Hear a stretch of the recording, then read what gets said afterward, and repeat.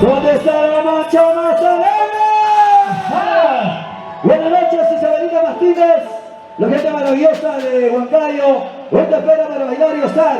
Isabelita, buenas noches, adelante, mami. Claro. Ahora sí. Buenas noches, mis amores.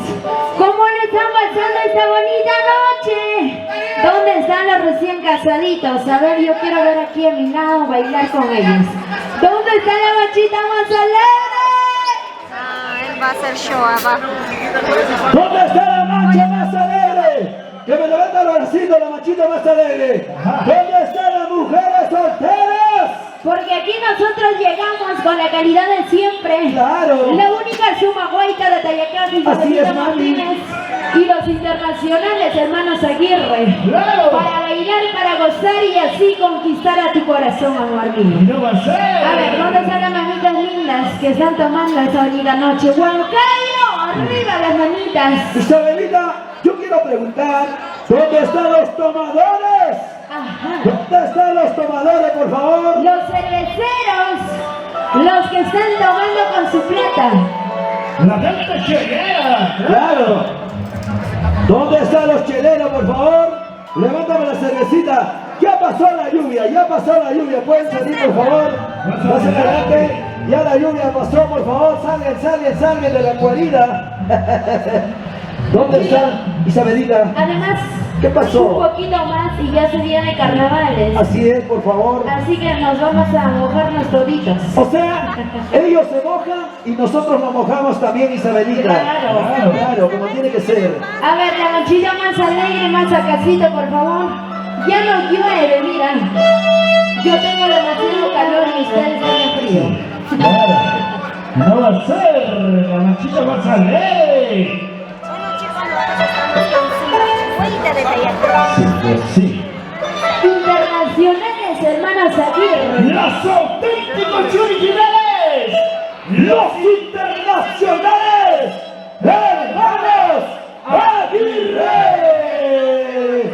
Y esto es un tremendo exitazo para ti. ¡Un gallo!